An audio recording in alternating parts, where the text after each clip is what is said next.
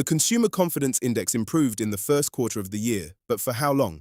High-income groups up, low-income groups down, and a quarter of all new tenants are defaulting within their first 4 months. That's a story of two economies with the same postcode. Welcome to the SA Residential Wrap, brought to you by Can Do World. These podcasts are produced with the help of AI. Can Do not only produces this podcast, it provides AI training to medium and large companies and bridges the world between real estate and AI. I'm Sarah, joined as always by David, and the reporting period this week is the 23rd and 24th of March 2026, which puts us literally on the doorstep of the MPC decision tomorrow. Today, the K-shaped consumer confidence reading that has the whole market arguing about what it actually means. The regional building pipeline rotation that the construction collapse headlines are getting fundamentally wrong. And the rental market's uncomfortable double truth. Yield maintenance for landlords and a default crisis for tenants in the same dataset. David, let's begin. Quick orientation. Prime is at 10.25%. The repo sits at 6.75. The January MPC held, and tomorrow the consensus is another hold.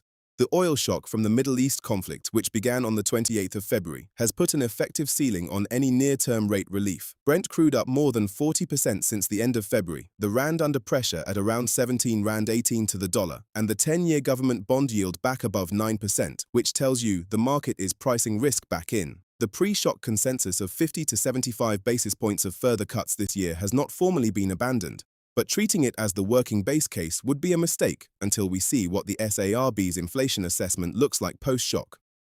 So the FNB BER Consumer Confidence Index came in at -7 for Q1 2026. That is the best reading since the end of 2024, when two-pot retirement savings withdrawals were still fresh in the system, and the headline reads as a recovery signal as we head back to the neutral line where the long-term Consumer Confidence Index average has been at -1 since 1994. It does, until you look underneath. The high-income bracket, households earning more than 20,000 rand a month, moved from -12 to -4. That is a genuine and meaningful improvement. Two-pot liquidity, falling rates, a strong equity market last year, real tailwinds for that cohort. And the other end? Low-income households, below 5,000 rand a month, deteriorated from -8 to -12. The mechanism there is weak job growth.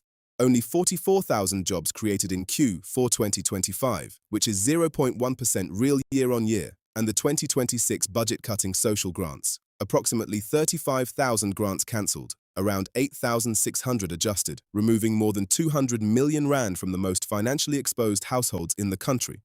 So the composite index looks like a recovery because high-income households dominate the survey numerically and have a disproportionate impact on the average. Yes, and here is an additional friction. The household finances subcomponent jumped from 5 to 12. Consumers feel wealthier, but the component measuring whether now is a good time to buy large durable goods fell from -14 to -21. People feel richer, but are actively becoming more reluctant to take on major new debt. The geopolitical uncertainty has severed the normal link between wealth perception and purchasing willingness. That is not a minor wrinkle. That is the transmission mechanism for property demand actually breaking down in real time, even as sentiment surveys look better. And the Business Confidence Index is now at 47 points, which is an 11-year high. Yes, and that number is genuine. 3.5 points above the long-run average of 43.5. But the same K-shape applies at the institutional level. New vehicle dealers are sitting at 67 points, a 13-year high. That is the rate cut tailwind at work. Manufacturers are at 30 points. They are grappling with weak domestic demand and the early logistics disruptions from the rerouting of shipping around Cape Town. The confidence improvement is real at the top end. At the bottom, whether it's households or industrial sectors, the picture is fundamentally different. If we look at several measures of confidence, the broad trend is up, albeit from a low base. Green shoots when you look at the big picture.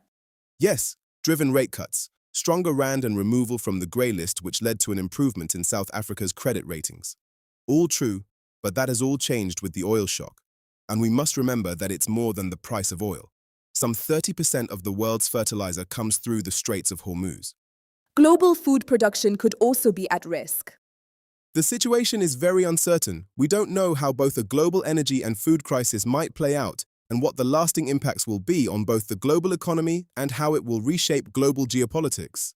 This is a black swan event for South Africa that has upturned the forecasts and improving confidence pathway we were on. and will shake confidence across the board. If this turns out to be a protracted conflict, I fully expect the consequences to echo through the global and South African economy for quite some time, even after it ends.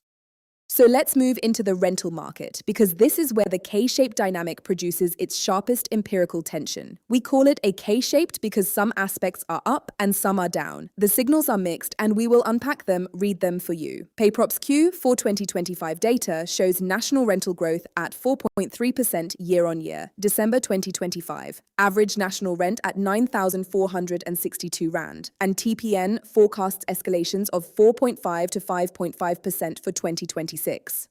All of which looks supportive of rental yields, and it is, in nominal terms, outpacing real wage growth. Real net pay grew at approximately 1% year-on-year. Escalations are running at 4 to 5 times that rate. That gap has a finite lifespan. And TPN's default data is where the gap becomes visible. 9% of tenants are in technical default right now, more than 3 months in arrears. But the figure that I keep returning to is this one. 25% of new tenants are defaulting within their first 4 months of occupancy. That is 1 in 4. That is not isolated financial stress. That is an affordability ceiling that has already been breached. The market is accepting tenants at rates they demonstrably cannot service. And rental applicant debt-to-income ratios have deteriorated from 46.7% a year ago to 52.1% today. That is significant deterioration in tenant financial capacity. Which means what for landlords operating in that segment? The TPN framing is useful here. They describe the market as split. Premium buy-to-let assets with stringent tenant selection, strong infrastructure independence, and professional management will retain quality tenants and deliver sustainable yields. Highly leveraged standard residential assets built on aggressive escalation assumptions, 6 to 8% annually, face a problem. The income growth to support those assumptions does not exist in the current wage environment. The market will not crash across the board, but it will punish over-borrowed landlords in the wrong nodes. Stats SA published January 2026 building data during this period, and the headline numbers have been characterized fairly dramatically in some outlets as a construction collapse. David, what does the actual data show? Total national building plans passed by larger municipalities in January 2026 were essentially flat, up 0.2%, 11 million rand in absolute terms, to 6.275 billion rand in total. That is not a collapse. What is happening is a profound regional rotation, and the headline national figure masks it almost entirely. Break it down.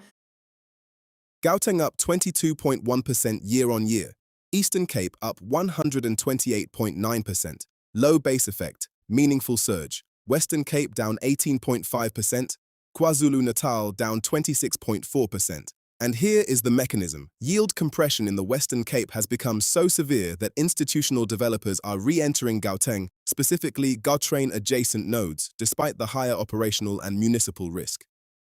This is not sentiment, this is capital following margins. Developer returns in the Western Cape no longer justify the land cost at scale. So the Western Cape's own success is working against it at the development pipeline level. Yes, and the Western Cape's depletion warning we discussed in the last episode is reinforcing this. Flats and townhouses completion ratios in the Western Cape are running above 100%. Completions are outpacing new plans being approved in corresponding periods. The same pattern in Gauteng, actually at around 129%. Both provinces are consuming their historical approval reserves faster than new approvals enter the pipeline.